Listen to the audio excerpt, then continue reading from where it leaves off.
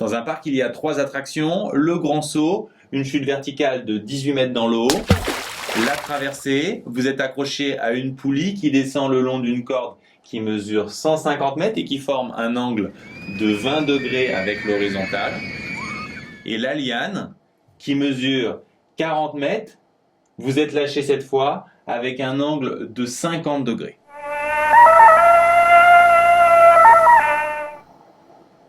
On se demande laquelle de ces 3 attractions, le grand saut, la traversée ou la liane, schématisée ici, vous permet d'aller le plus vite.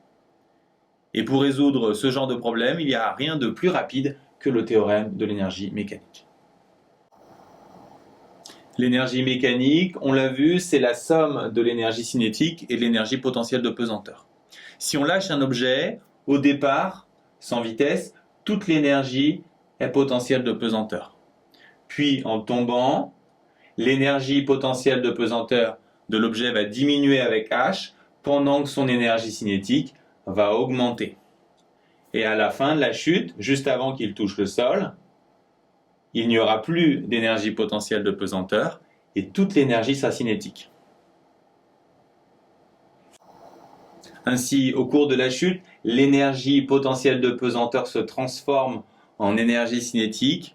Et en l'absence de frottement, si les frottements sont négligeables, l'énergie mécanique se conserve, c'est-à-dire qu'elle est la même tout au long de la chute. Ceci est valable également si l'objet est jeté avec une vitesse initiale. L'énergie mécanique sera la même tout au long de sa trajectoire, et donc en particulier pour 2 points pris, ici par exemple A et B, on pourra écrire l'énergie mécanique en A est égale à l'énergie mécanique en B. C'est une équation très simple à utiliser qui va nous permettre de résoudre notre problème.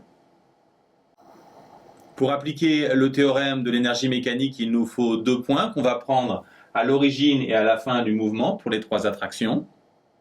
On va fixer z égale 0 à chaque fois au point B. Et si on suppose les frottements négligeables, on applique le théorème de l'énergie mécanique qui nous dit que l'énergie mécanique en A est égale à l'énergie mécanique en B, pour les 3 situations bien sûr. L'énergie mécanique, c'est l'énergie cinétique plus l'énergie potentielle de pesanteur, c'est valable en A et en B. Ensuite, vous devez savoir que l'énergie cinétique, c'est 1/2 de mv2 plus mgz, ici en A et de même en B. Arrivé là, il faut observer votre problème pour simplifier votre équation. Dans tous les cas, on a ZB égale 0 et on a aussi la vitesse initiale, c'est-à-dire VA qui fait 0. Donc 2 termes vont disparaître. Ensuite, on va pouvoir diviser par M, ce qui nous donne VB carré égale 2GZA et finalement VB égale racine de 2GZA. Ce qui est intéressant à retenir ici pour vous, c'est que ces calculs sont valables pour 3 types de problèmes. La chute verticale, la chute le long d'une pente et le mouvement d'un pendule. La seule chose qui change d'un cas à l'autre, c'est ZA, l'altitude du point de départ.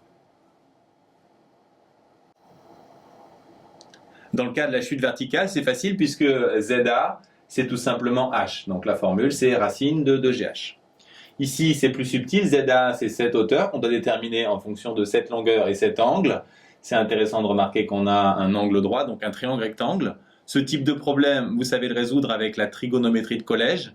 Mais il y a beaucoup plus rapide. Il y a une méthode qui vous permet de trouver l'altitude ici, mais aussi dans le cas du pendule, mais aussi de résoudre des problèmes de complexe et de géométrie dans l'espace. Une méthode qui va vous servir dans 4 ou 5 chapitres de terminale que je vais vous montrer tout de suite. Cette méthode s'appuie sur le triangle qui permet de construire le cercle trigonométrique. Ce triangle a un hypoténuse égal à 1 et on sait que dans le cercle trigo, l'abscisse c'est le cosinus et l'ordonnée c'est le sinus. Si je multiplie par 3 toutes les longueurs de ce triangle, j'obtiens ici 3 cos et 3 sin. Ce qui signifie que si je prends un triangle rectangle avec un hypoténuse égal à L, j'aurai ici L cos et ici L sin. Si je veux trouver les dimensions de ce triangle, par analogie, j'aurai ici L cos et là L sin, ce qui m'intéresse. Je peux aussi transposer dans le cas où le triangle est disposé ici, comme ceci verticalement. Cette fois, il faut comprendre que L sin s'obtient en face de l'angle. En face, on a toujours le sinus. Et le long de l'angle, on a L cos.